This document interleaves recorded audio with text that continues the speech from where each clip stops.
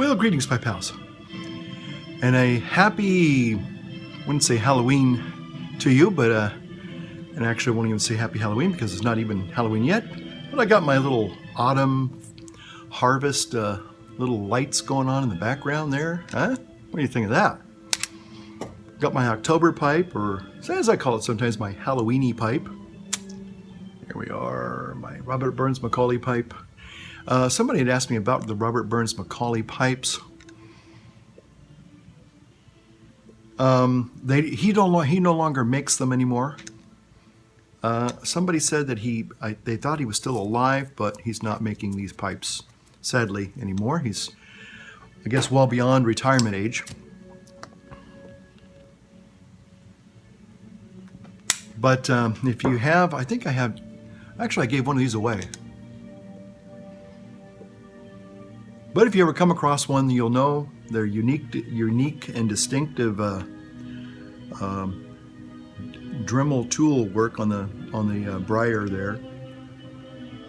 And anyway, just really very unique pipes. And I'm smoking an aromatic again. I'm smoking this dark Cavendish, this German dark Cavendish. So really enjoying that. I thought it was appropriate for an appropriate autumnal day. I'll kind of pan over here and let you see the outside if I can.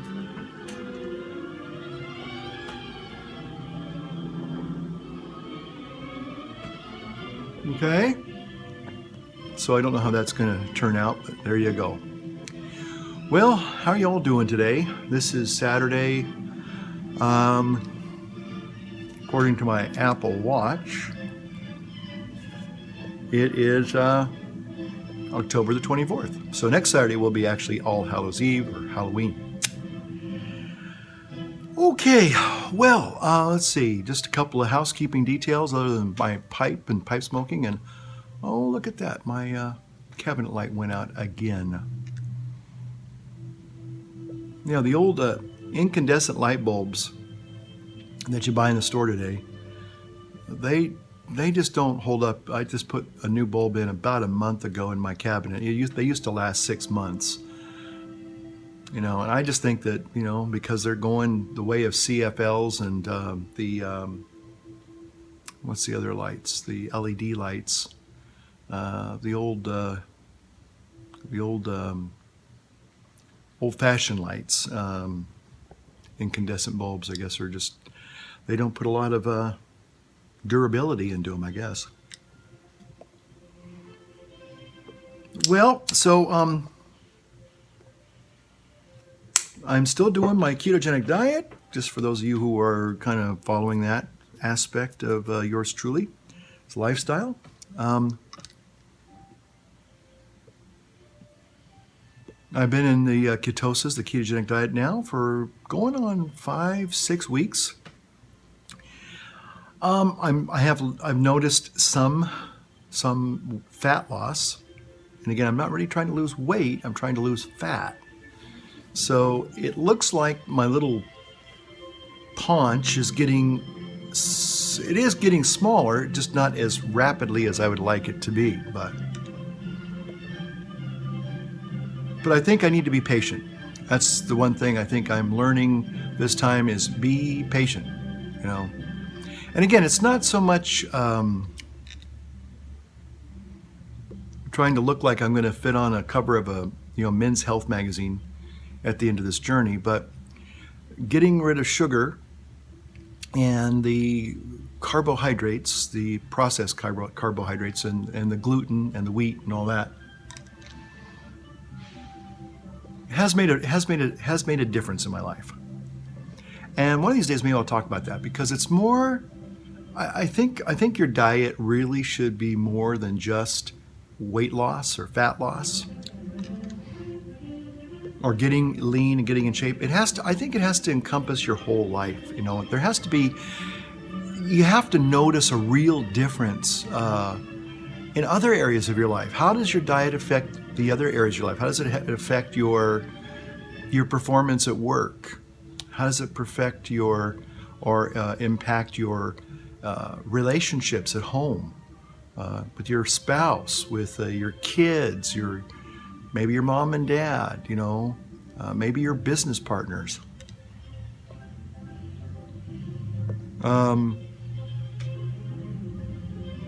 Maybe people that, maybe you have a kind of a hobby life, maybe, so I think the diet really needs to affect or have an effect, a positive effect, I should say, in those in those areas of your life.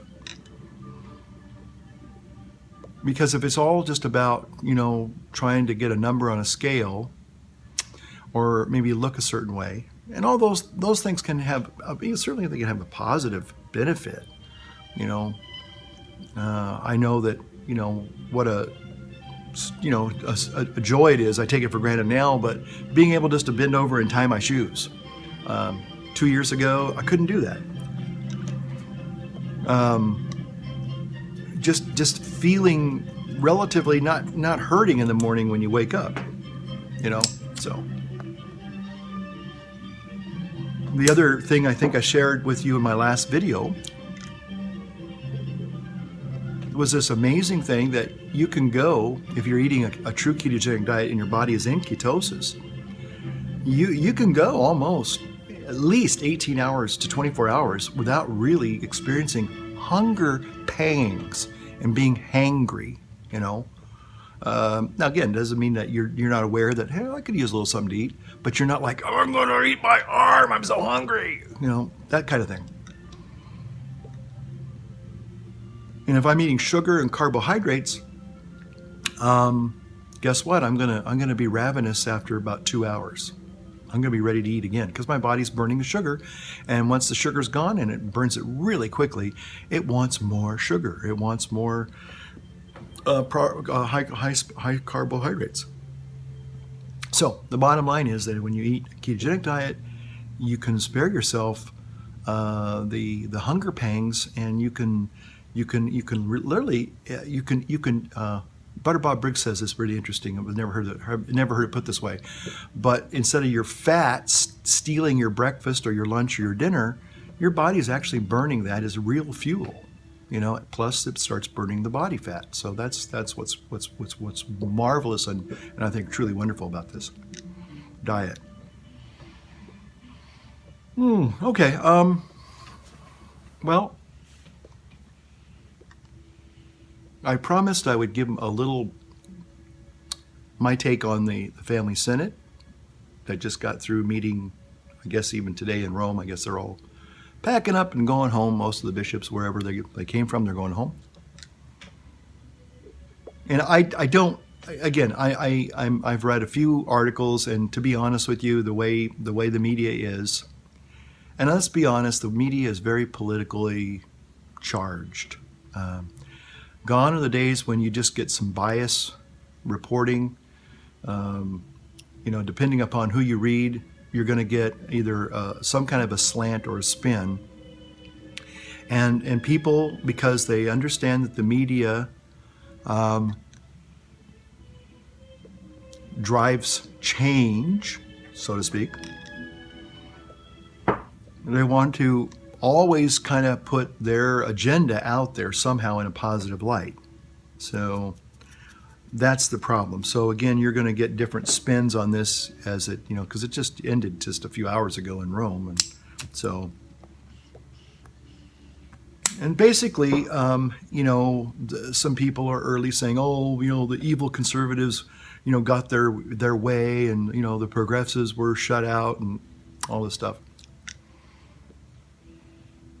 And, what I'm probably going to share with some of you, if you still watch my videos, you're going to be disappointed in my take on this, because from the very beginning, I think I've told you that, it was a long shot. In fact, I'll even say now it was an impossibility for change to occur. The level of change, the kind of change that people were, really hoping for, was just completely unrealistic. And so a lot of people, and this happens all the time.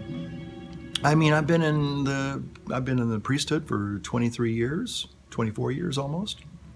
I've been a Catholic for almost over 30 years. I'm a convert. But the thing is that people want to pretend or believe that certain fundamental things in the church can and will change. And that is just, it's drinking Kool-Aid. It's magical thinking. And it gets people into a whole lot of trouble.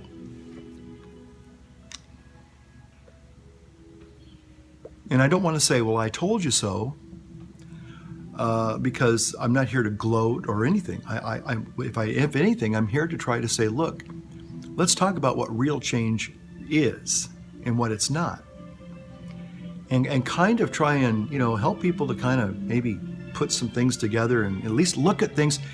The thing is, I think we all have to look at things from, a reality-based thing, not what we want, what could be or what maybe should be in your world, but what really is. What is it that, we're really, what is this whole thing about faith and, the church's teachings? Again, if people had actually asked themselves, and this is what I had to do when I am a convert, when I became a Catholic, I knew that the church taught certain things that I was going to have to deal with. And I knew some of them were going to be a challenge for me. Fair enough. Hopefully that makes sense. But the bottom line was I believe that they were right, and I believe that I need to, again, I think we're all invited, regardless of who we are, we're all invited to come to the church, to know Christ, but we are going to be challenged to change. We're going to be challenged to change. It's called conversion. And a lot of people today, just for some unrealistic reason, just, expect, it's sort of like saying, well, I want to change black into white and white into black. I know that might sound a little strange to say it that way, but that's unrealistic. And so a lot of people are angry probably today, upset today. I would suspect that a lot more people could care less, and that's perfectly okay too, I guess. But so I was thinking about some other things, and I thought maybe a way to look at the Catholic Church. You may not agree, but at least it puts it in a kind of an analogy that might make sense to some people. Again, I know that just when I say this, I'm going to already automatically infuriate half of you when I use this analogy, but I think it's an apt analogy. The new Steve Jobs, the latest Steve Jobs movie came out, the one with Michael Fassbinder. I think that's how you pronounce his last name, Fassbinder. And I haven't seen it yet. I want to see it. There was a new documentary out called Steve Jobs, the Man in the Machine, I think it was called. It was a documentary. And whether you hate him or you love him, and again, this might sound kind of strange, but I think Steve Jobs, we're talking about when I was at my little pastor's conference a couple months back, models of what pastoral ministry can look like. And I kind of shocked a few people. I said, what about Steve Jobs? Do you think he might be a model of pastoral ministry? And everyone went, oh, well, of course not, because he was such an odious person.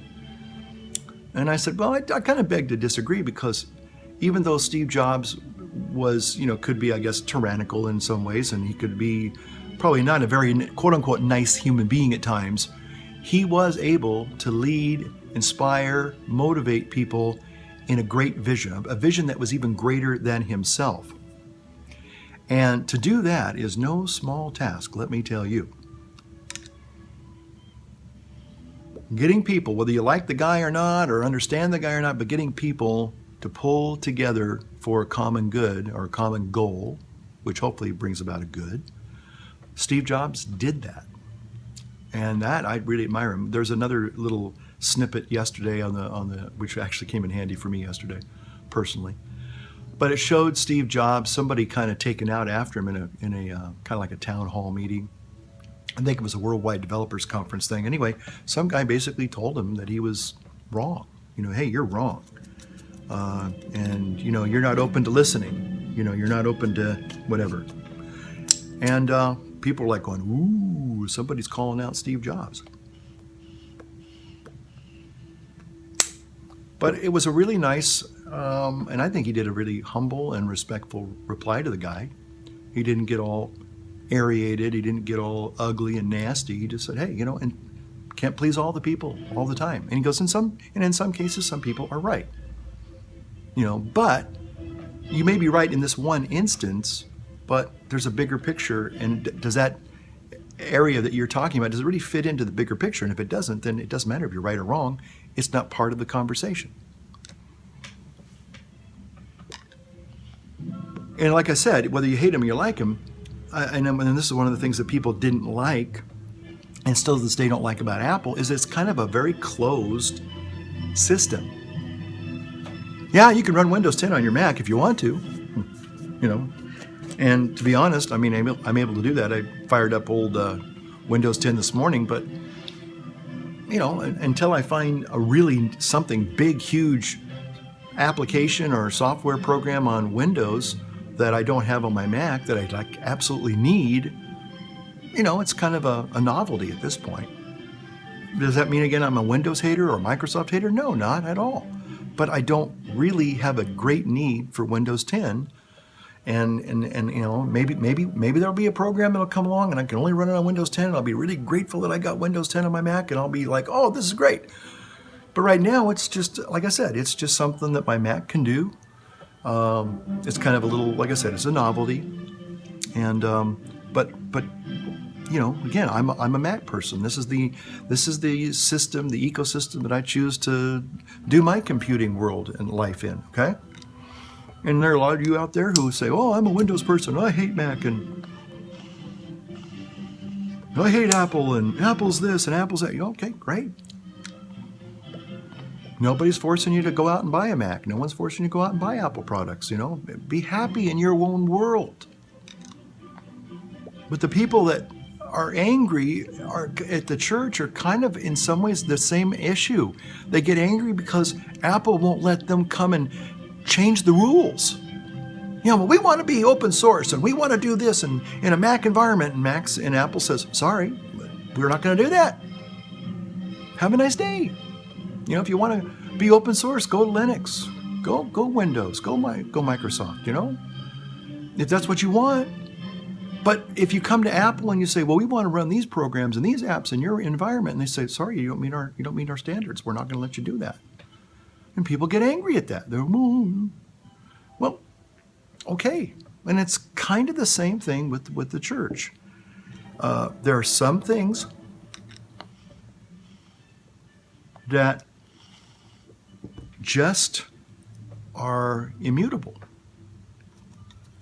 And the funny thing is, it's sort of like, well, if you really don't believe, and see, one of the things I think I've said about, I said this in my little homily last week on my other channel. When you receive communion, it'd be like if some people think they look at communion, receiving communion is just this token, this little symbol, whatever it is. It's like they want it, But communion, to receive communion in the Catholic faith, isn't just you receive something. It's like, let's say you're at the grocery store or Walmart and they're handing out free calendars. And I want one. Okay, well, you can get in line and get a calendar.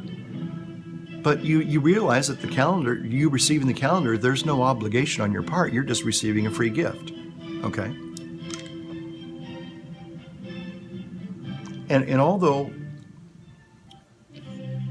the church invites people of all stripes to come, if you want to receive communion, now there's a difference. Okay? You're going to come into the church, regardless of who you are, what you're welcome to come, but there are certain understandings that you hopefully will be respectful of.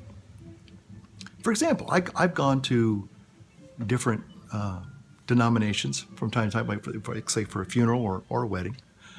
And I don't go in there saying, well, I'm a Catholic priest, I'm ordained, and I have all these rights and stuff. Huh. Try doing that, me going into a Mormon church with that kind of attitude. They might even tell me, I'm sorry, if I dressed up like a priest or came in my vestments and expected to lead a Mormon service or be part of a Mormon service, part of the clergy kind of thing, they would say, excuse me, you can't do that. You're not, we don't recognize your ordination. We don't even recognize maybe your faith group.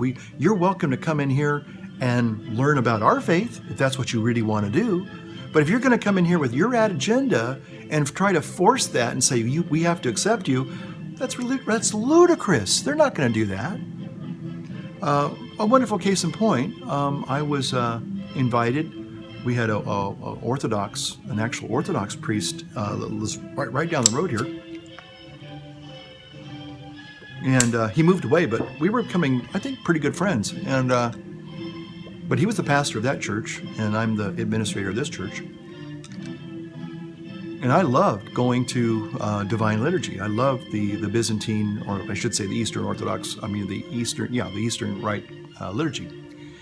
And I was invited. I could go and I could participate, but I could not participate as a priest. And I didn't expect to. I could come, I could get a blessing, and I could, visit with the people and fellowship, and there was no problems with that. But if I had tried to insist that, well, I'm an ordained priest and I should be able to go do this and I should be able to receive communion and blah, blah, blah, blah, that would have been disrespectful. And that would have caused a lot of unneeded anxiety between me and the people there and Father Moses.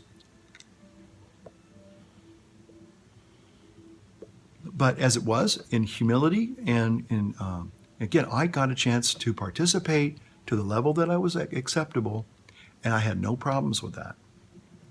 When I was a early Catholic, I couldn't receive communion for at least almost a year and a half because I hadn't been catechized. I hadn't been received into the church yet. And so a lot of people today, and here's the thing I was getting at about receiving communion. When you receive communion, it's not like you get something. You're actually giving something. You're giving your life. You're saying, when I receive this communion wafer, whether on the hands or on the tongue, you're actually saying to the world, I believe in all that the Catholic Church holds and teaches. You're saying amen to the faith. And if you really honestly can't do that, then there's a disconnect in integrity there.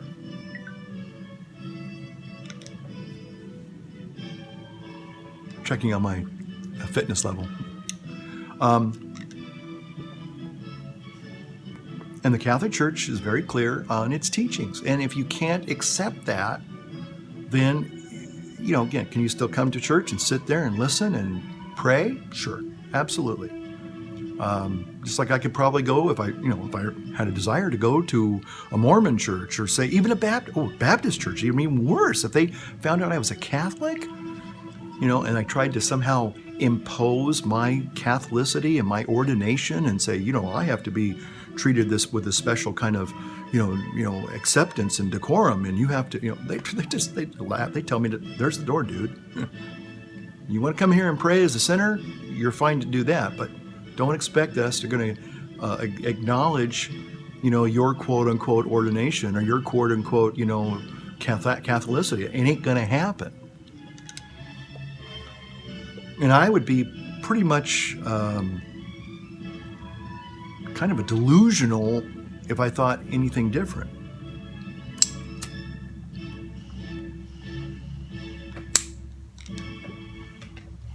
And I think that's kind of where we need to kind of,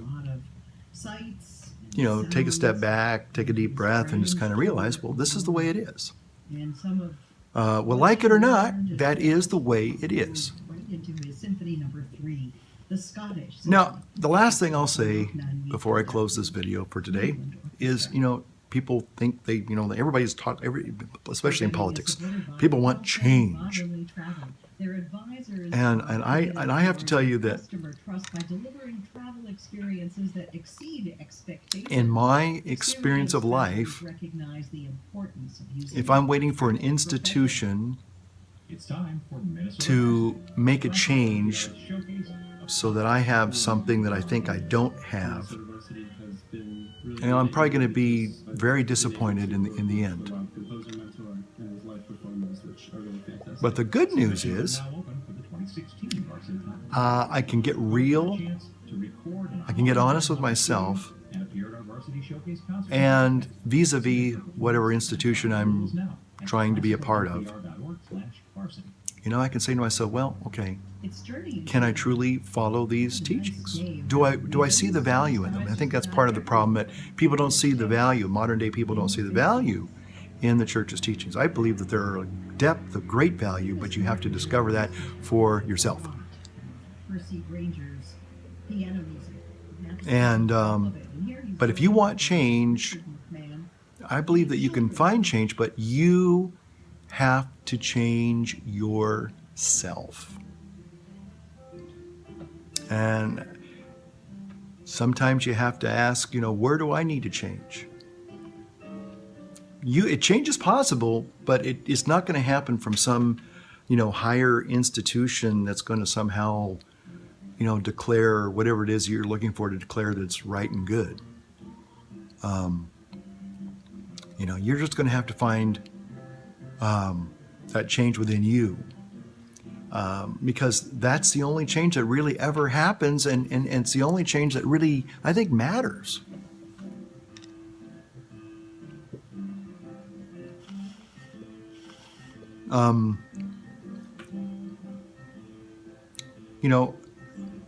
If you're uncomfortable with what the Catholic Church teaches, then no one's forcing you to follow. No one's forcing you to become a Catholic. We live in a world today that there are different denominations that may subscribe or that believe that what you believe. And I remember one person telling me, I said, maybe you need to try and go and find the place that you fit best. Because if you're always trying to go into an institution and, force it to change to accept your beliefs, especially when they're completely contrary to the beliefs of the say the founding church, what's your point? Is it just because you want to, force other people to accept your lifestyle or your belief system? That's kind of arrogant. It's kind of selfish. When there are lots of other places where you could go and find a home that would say, yeah, we believe this is what we accept, this is not a problem for us. Okay. But I think it's important that we not, try to shut out other voices that are different than ours. I think that was one of the things the Holy Father was trying to do in a good fatherly way. He was trying to bring everybody to the table and let them all have a say. And he did that. I know some people were very concerned that, somehow we were going to change the doctrines and the teachings of the church. And again, at the end of the day, if you knew the catechism, you knew that just wasn't going to happen. And the people that were thinking, we can using the media to force change on the Catholic Church, were very misguided. They were very misled. And people will say, well, fine, you bigots can go ahead and rot in hell and you're going to lose people and blah, blah, blah, blah. Well, okay. If that's your attitude. Again, I don't go around, spewing, venom against Mormons or Baptists or Orthodox people because they don't recognize my ordination or even my beliefs. I respect their beliefs, I respect their opinions, and at the end of the day, if I can be a friend to the person and say, we have these things in common, but we have things that we don't agree with, and at the end we can be at peace with each other, what's wrong with that?